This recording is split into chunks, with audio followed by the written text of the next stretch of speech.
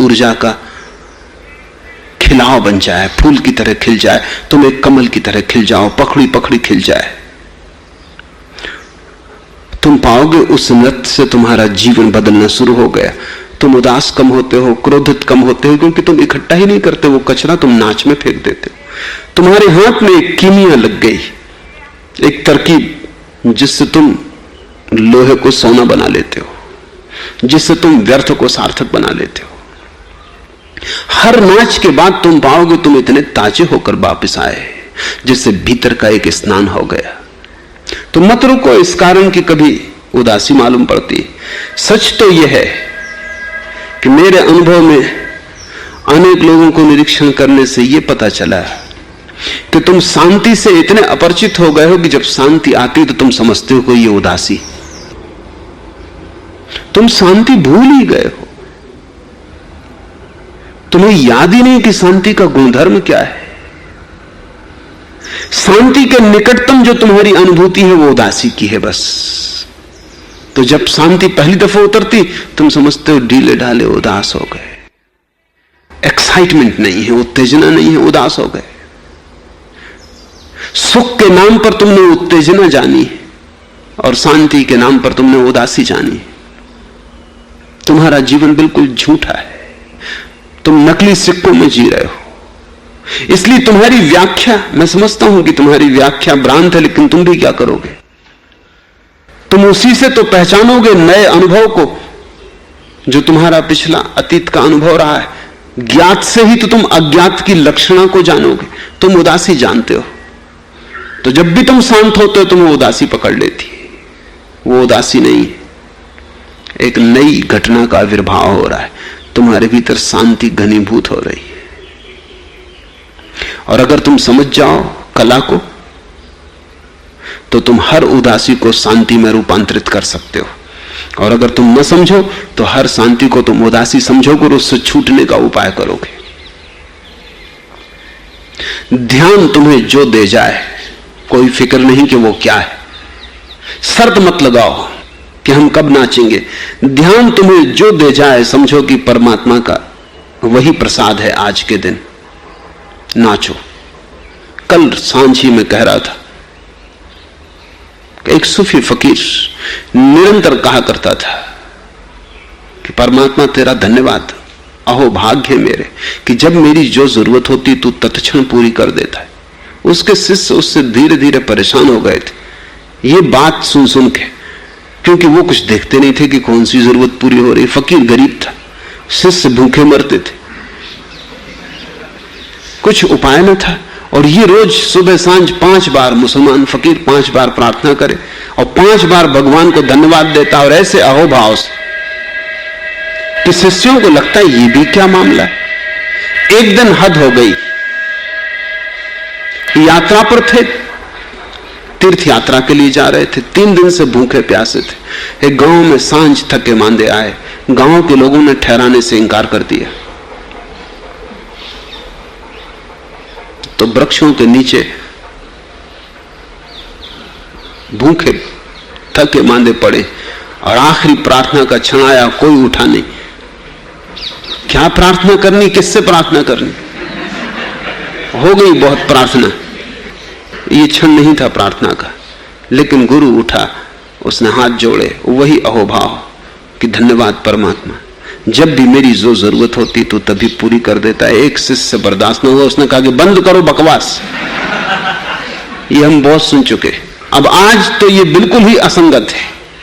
3 दिन से भूखे प्यासे, छप्पर सिर पर नहीं, ठंडी रेगिस्तानी रात में बाहर पड़े, किस बात का धन्यवाद दे रहे हो?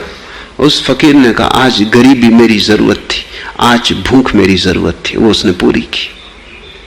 आज नगर के बाहर पड़े रहना मेरी जरूरत थी, आज गांव मुझे स्वीकार न करे ये मेरी जरूरत थी।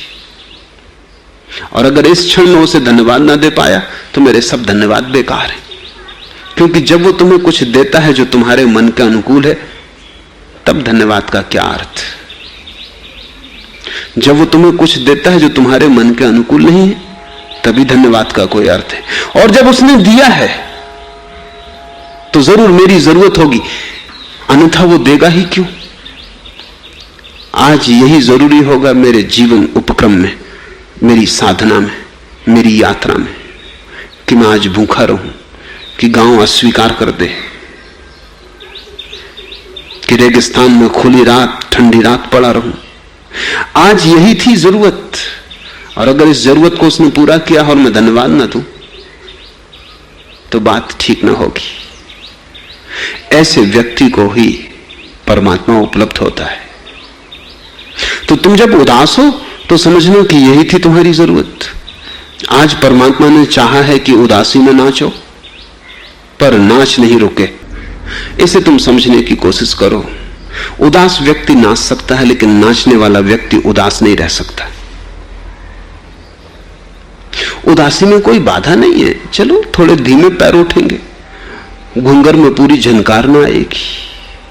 ठीक सही, आज ऐसा ही सही। हाथ पैर पूरे उमंग से नहीं उठते हैं, सुस्ती घेरे हुई है, चलो ऐसा ही सही, लेकिन उठाओ हाथ पैर, नाचो, गाओ, उदास गीत गाओ, मगर गाओ।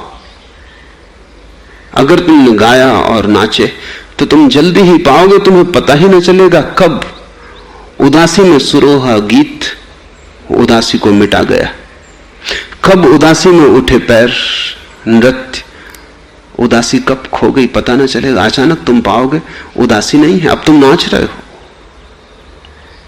जीवन के प्रत्येक अनुभव से नृत्य निकल सकता है। जीवन के प्रत्येक अनुभव को उत्सव बनाया जा सकता है, और यही तो कला है धर्म की, कि तुम जीवन के प्रत्येक अनुभव से, तुम क्रोधित हो, कोई फिक्र नहीं, आज नाचो, तांडव सही, आज तोड़फोड़ का मन हुआ है, नाचो, तुम्हारे नृत्य को तोड़फोड़ होने दो। मगर तुम जल्दी ही पाओगे कि नृत्य ने तुम्हारी क्रोध की ऊर्जा को निष्कासित कर दिया, रेचन हो गया, क्रोध विलीन हो गया, झंझावात जा चुका। अब तुम नाच रहे हो बड़े हल्के होकर, पंख लग गए हैं तुम्हें। उदासी हो या क्रोध, उत्सव तो हो ही सकता है। उत्सव में किसी चीज से कोई बाधा नहीं पड़ती। यह गलत दृष्टि है तुम्हारी कि आज उदास हैं तो कैसे नाचें, जब खुश होंगे तभी नाचेंगे, तब तुम कभी भी ना नाचोगे, क्योंकि उदास तुम आज हो, इसी उदासी को तुम ढोगे, इससे खुशी कैसे निकलेगी? तुम्हारी खुशी में भी उदासी का बोझ होगा, तुम्हारी खुशी भी उदासी से दबी होगी।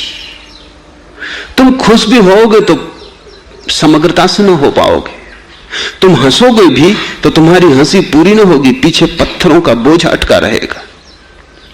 तुम लोगों को हंसते देखते हो, कभी निरीक्षण किया? बहुत कम लोग हैं जो हृदय पूर्वक हंसते हैं। मुश्किल से कभी कोई ऐसा व्यक्ति मिल जाए उसके पैर छूना जो हृदय से हंसता हो, बस ओंठ पर ही आती है, बहुत गहरी गई तो कंठ तक जाती है, लेकिन हृदय तक नहीं जाती, क्योंकि हृदय में तो जन्मों जन्मों की उदासी गिरी, वहां से तो आ नहीं सकती हंसी, वहां तो द्वार बंद है, वहां तो कभी दिया जला ही नहीं, वहां तो किसी ने कभी अर्चना नहीं की, धूप नहीं जलाई, वहां तो सब गंदा हो गया है।